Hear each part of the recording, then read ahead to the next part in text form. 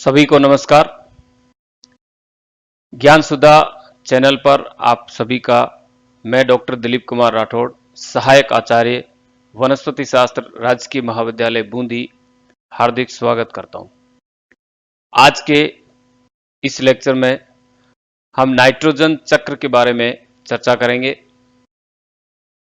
जैसा कि हम सभी जानते हैं कि हमारे वायुमंडल की गैसीय संरचना में सबसे अधिक मात्रा में पाई जाने वाली गैस डाइनाइट्रोजन है। तो नाइट्रोजन का मनुष्य एवं पृथ्वी पर पाए जाने वाले सभी जीवों में क्या योगदान है, उसका रोल क्या है, उस नाइट्रोजन के गुणधर्म क्या है, उस नाइट्रोजन ये डाइनाइट्रोजन से ये नाइट्रोजन यौगिकों में कैसे परिवर्तित होती है, और इसका चक्र जो है वो हमें बहुत कुछ इसके बारे में जानकारी प्रदान करता है।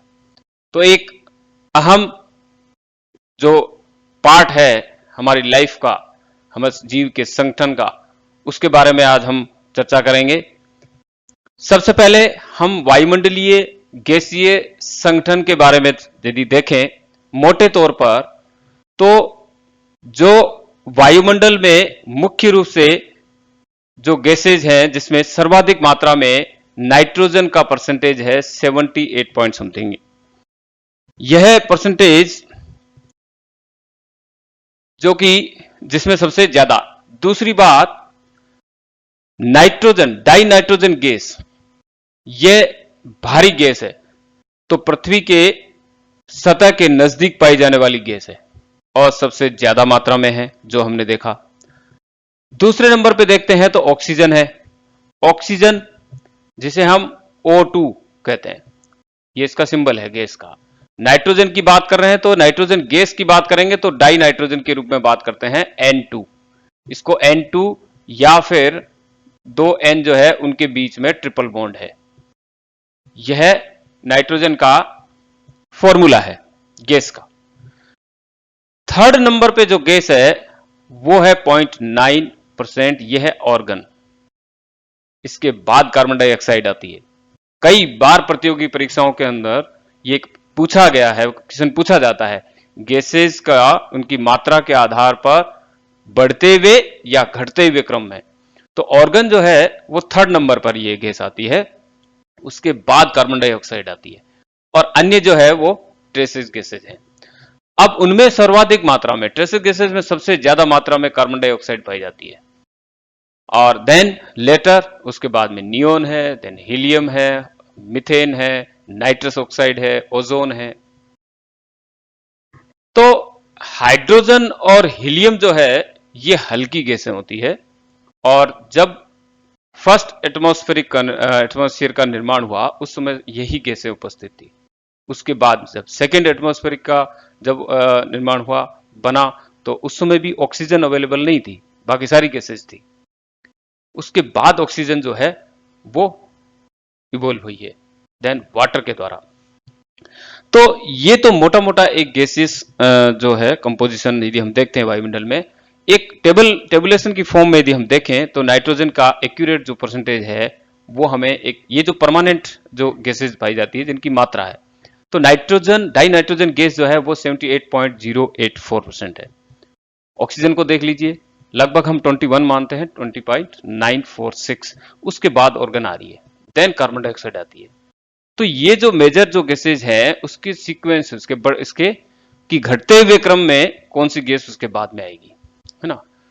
और यहां हाइड्रोजन का देखेंगे तो ये लीस्ट इसकी मात्रा है, सबसे बाद में क्रिप्टॉन के बाद में आती है। तो क्वेश्चन जो है वो कहीं से भी पूछे जा सकते हैं, जरूरी नहीं है कि वो इसी सीक्वेंस में पूछे जाए, ठीक है। हो सकता है कि क्वेश्चन में ऑक्सीजन दे दे, ऑक्सीजन के बाद में कार्बन डाइऑक्साइड दे दे, कार्बन डाइऑक्साइड के बाद में मीथेन दे दे, और उसके बाद में हाइड्रोजन दे दे। तो अब हमसे ये पूछा जाए कि सबसे ज्यादा मात्रा में कौन सी है और सबसे कम मात्रा में, ज्यादा से कम में घटते हुए क्रम में इसको लगाइए, तो फिर हमें ये पता होना चाहिए कि किस गैस की मात्रा जो है वायुमंडल में कितनी है।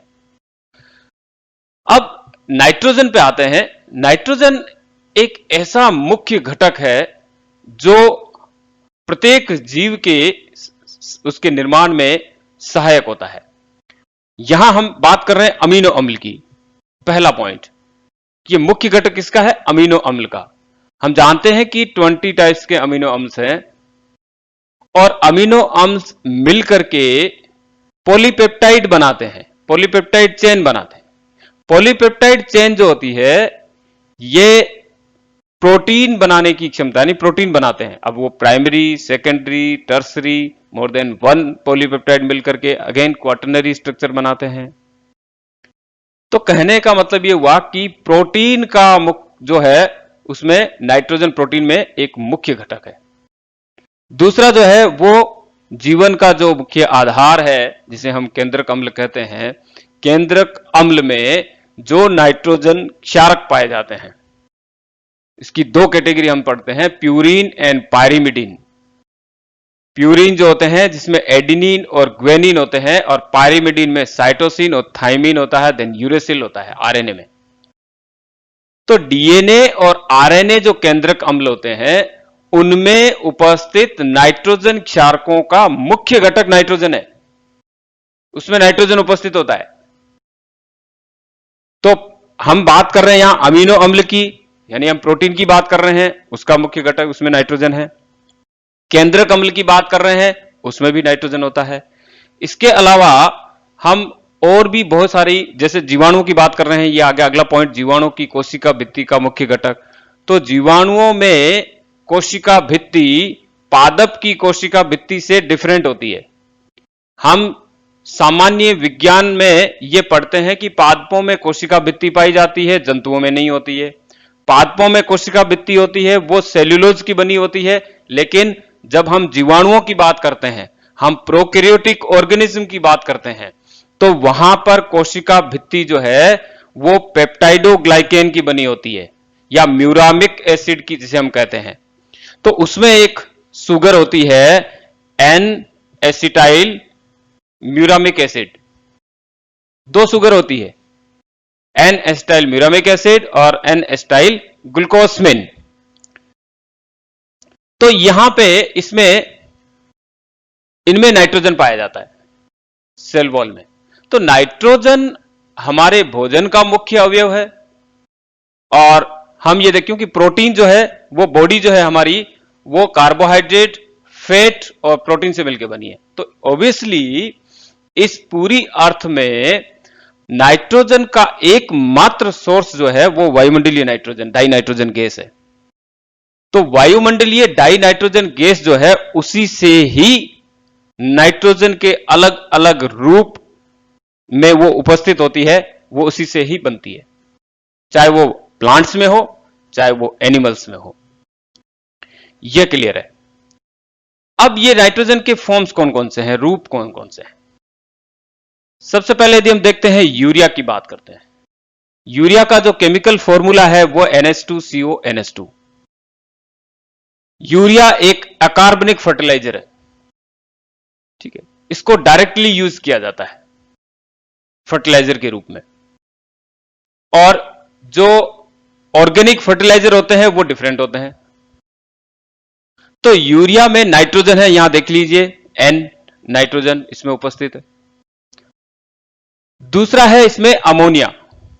अमोनिया गैसीय फॉर्म में उपस्थित है, यह गैसीय फॉर्म है, इसकी गैसियस होता है, NH3 अमोनिया। और एक है अमोनियम, यह आयन फॉर्म में है, NH4 प्लस आयन फॉर्म में। अब ये बनते कैसे हैं ये भी आगे देखेंगे हम, क्योंकि हमने ये देख लिया कि वायुमंडल में तो नाइट्रोजन जो है वो डाई नाइट्रोजन गैस के रूप में है, N2 फॉर्म में है, और ये बड़ा मजबूत बॉन्ड होता है। इसके इन दोनों के बीच में जो बॉन्ड है वो ट्रिपल बॉन्ड है, और इस ट्रिपल बॉन्ड को तोड़ने के लिए बहुत ही हाई एनर्जी चाहिए होती है। और ये क्षमता, जो बिजली कड़कती है उसमें कितनी एनर्जी होती है, उससे टूटता है। जहां आग लग जाती है जंगलों में, या वोल्केनो होते हैं उसके ऊपर हाई टेम्परेचर होता है, तो उससे टूटता है ये बॉन्ड, या बायोलॉजिकली ब्रेक डाउन किया जाता है जीवाणुओं के द्वारा। ये एक अलग से टॉपिक और बहुत इंपॉर्टेंट टॉपिक है, जिसको जैविकीय नाइट्रोजन स्थिरीकरण करते हैं। कहते हैं।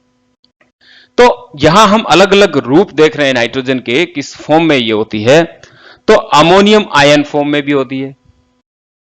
अमोनियम आयन का बनना, ठीक है, अमोनियम का निर्माण होना अमोनीकरण कहलाता है ना। तो नाइट्रोजन के जो यौगिक होते हैं, वो यौगिक जब कन्वर्ट होते हैं अमोनियम के अंदर, तो वो एक तरह से मिनरलाइजेशन होता है, खनिजीकरण होता है, और यही अमोनीकरण कहलाता है। ये डिकम्पोजिशन प्रोसेस के द्वारा होता है, ये आगे देखेंगे। नेक्स्ट है नाइट्रेट। नाइट्रेट जो है ये एक ऑर्गेनिक नाइट्रोजन कंपाउंड है, और यहां पर नाइट्रेट का फॉर्मूला देख सकते हैं, NO3- नाइट्रेट फॉर्म में ये बनते हैं, बैक्टीरिया बनाते हैं इसको। तो अमोनियम आयन से नाइट्रेट का निर्माण में होता है ना। और नाइट्राइट जो है, ये नाइट्रेट बनने के दौरान अमोनियम से जब नाइट्रेट बनता है तो इस बीच में एक फॉर्म आती है, वो नाइट्राइट, नाइट्राइट रिडक्टेज एंजाइम के द्वारा। ये आगे एंजाइम भी पढ़ेंगे, अगला लेक्चर जो आएगा वो इसी पे डिपेंड होगा। नेक्स्ट जो है वायुमंडलीय डाई नाइट्रोजन, वो हम पहले देख चुके हैं कि वायुमंडल में डाई नाइट्रोजन फॉर्म में, गैसियस फॉर्म में नाइट्रोजन जो है वो उपस्थित होती है। और लास्ट है इसमें कार्बनिक नाइट्रोजन। कार्बनिक नाइट्रोजन जिसे हम कह रहे हैं ऑर्गेनिक नाइट्रोजन, ये एक प्लांट्स, ये हम कह सकते हैं कि प्लांट्स के जितनी भी रेजिड्यूज होती है, प्लांट्स के जो अवशेषी भाग होते हैं, एनिमल्स के भाग, तो उसका बाई प्रोडक्ट, प्लांट और एनिमल का बाई प्रोडक्ट, उप उत्पाद, या इनका एंड प्रोडक्ट जो होता है वो कार्बनिक नाइट्रोजन होता है। इसमें कोई सिंथेटिक नाइट्रोजन का फॉर्म नहीं है।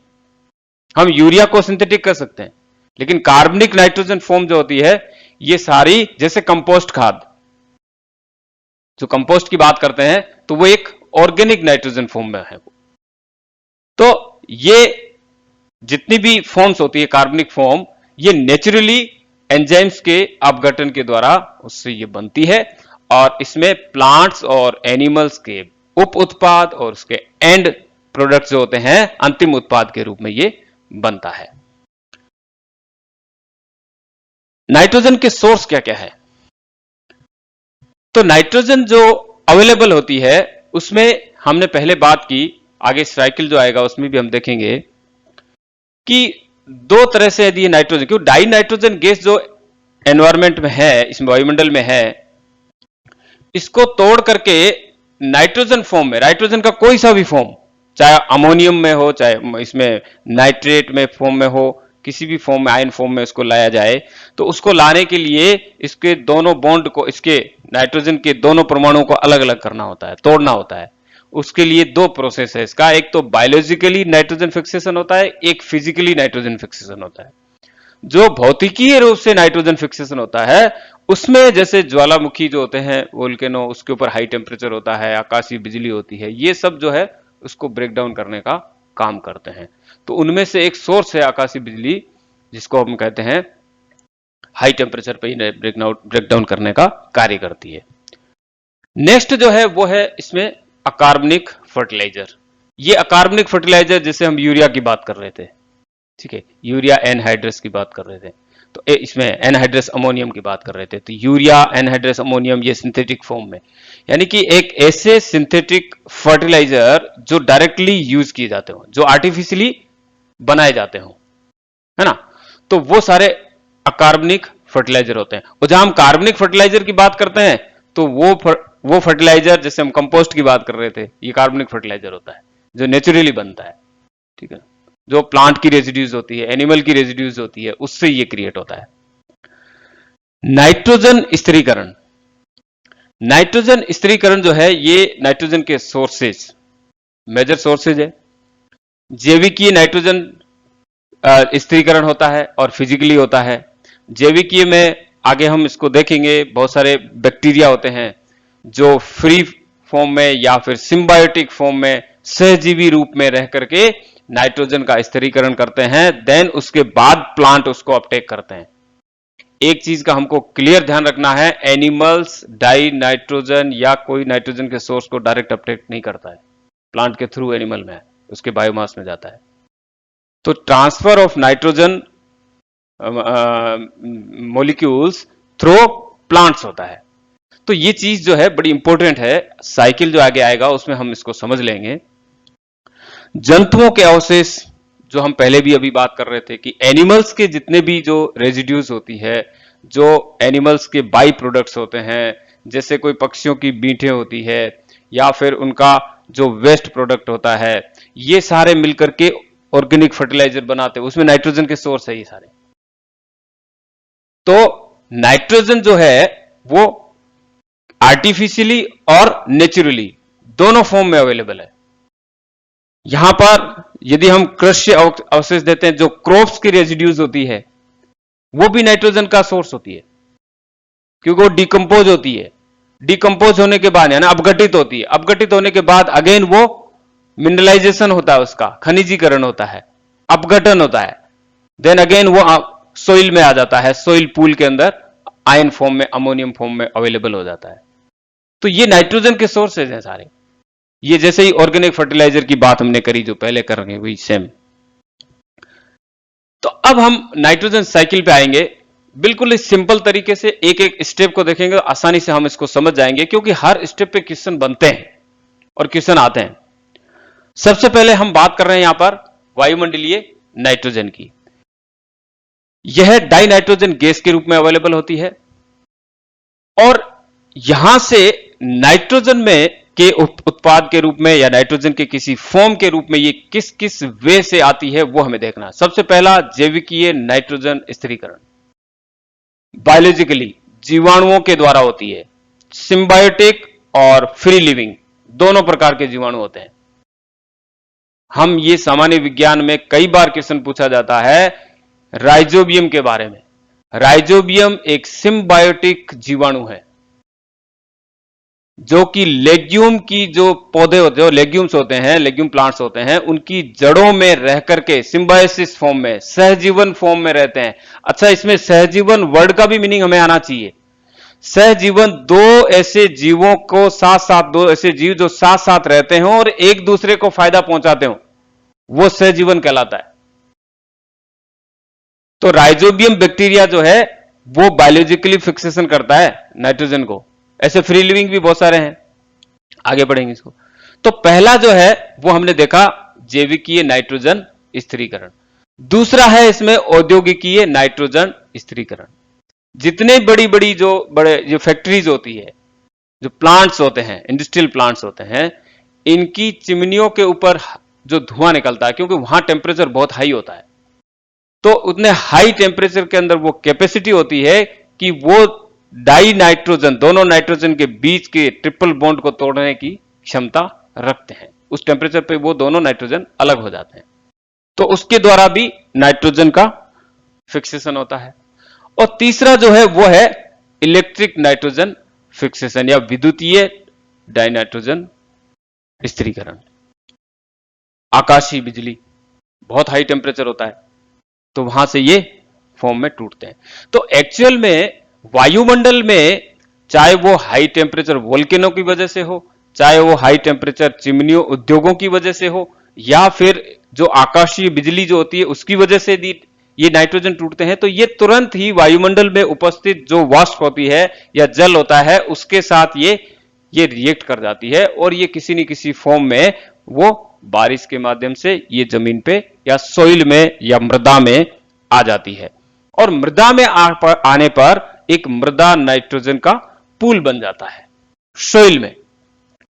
अब यहां से जो है वो ऑर्गेनिज्म जो है वो उसमें ये नाइट्रोजन कैसे ट्रांसपोर्ट होती है, कैसे रिसाइकिल होती है। सबसे पहले कि जब जैविकीय नाइट्रोजन स्थिरीकरण होगा और औद्योगिकीय नाइट्रोजन स्थिरीकरण होगा, तो ये डाई नाइट्रोजन सीधा कन्वर्ट होगी किसमें? अमोनिया में। किसमें कन्वर्ट हो रही है? अमोनिया में। और ये अमोनियम फॉर्म में, आयन फॉर्म में ये सोइल में उपस्थित होगी। अब यहां से ये कन्वर्ट होती है नाइट्राइट में। नाइट्राइट रिडक्टेज एंजाइम्स के द्वारा, कुछ बैक्टीरियाज होते हैं उनकी मदद से ये नाइट्राइट में कन्वर्ट हो जाती है, और नाइट्राइट से ये कन्वर्ट हो जाता है नाइट्रेट में। अब नाइट्रेट में कन्वर्ट होने का फॉर्मूला, यानी कि यहां से जो डाई नाइट्रोजन इन दोनों फॉर्म से आई है, ये अमोनिया के थ्रू जब नाइट्रेट का निर्माण होगा तो इसे कहते हैं नाइट्रीकरण। नाइट्रेट का बनना नाइट्रीकरण कहलाता है। और ये नाइट्रेट एक और तरीके से डायरेक्ट बनता है, वायुमंडलीय डाई नाइट्रोजन जो विद्युतीय या जो आकाशीय बिजली कड़कने से बनने से उत्पन्न होने से जो फिक्स होती है, तो वो सीधा नाइट्रेट फॉर्म में उसको कन्वर्ट कर देता है।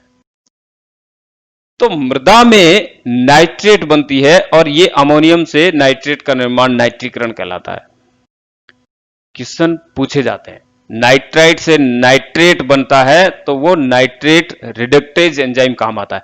अच्छा, यहां पे हम आगे बात कर लेंगे। यहां पे जो एंजाइम आता है वो नाइट्राइट रिडक्टेज यानी कि NIR, ठीक है।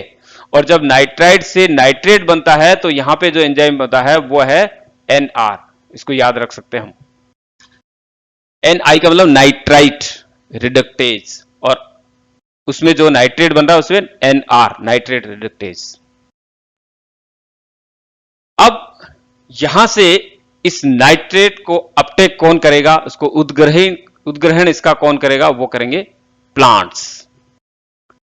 जो पादप बायोमास जो बनेगा, जो क्रिएट होगा, जो जनरेट होगा, इसमें इनके द्वारा सोइल से, मृदा से नाइट्रेट अपटेक की जाती है।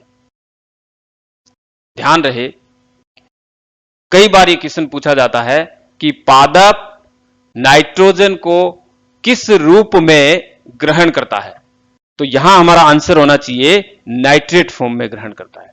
अमोनियम फॉर्म को ग्रहण नहीं करेगा, ये अमोनिया को यहां ग्रहण नहीं करेगा, क्योंकि अमोनियम की मात्रा यदि सोइल में हाई है, ज्यादा है, तो वो टॉक्सिसिटी क्रिएट करती है, विषालुता उत्पन्न करती है, टॉक्सिक होती है वो।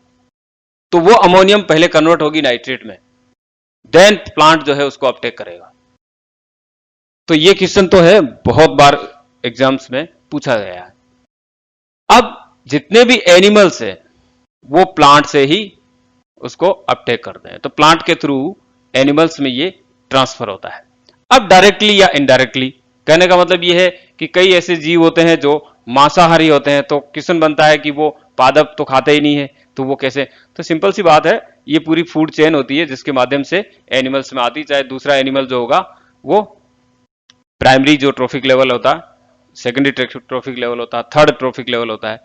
तो कहीं ना कहीं वेजिटेरियन जो है वो भी प्लांट्स को यूज करते हैं, तो उसके थ्रू ये एनिमल्स में पहुंच जाते हैं।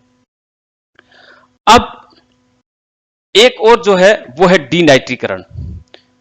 क्योंकि यहां से हम रिसाइकलिंग की तरफ आगे बढ़े, उससे पहले हम डीनाइट्रीकरण के बारे में देखते हैं। डीनाइट्रिफिकेशन का मतलब यह होता है कि नाइट्रेट का डाई नाइट्रोजन में कन्वर्जन हो जाना, यानी कि पुनः गैस बनकर वायुमंडल में निकल जाना, यह होता है डीनाइट्रीकरण।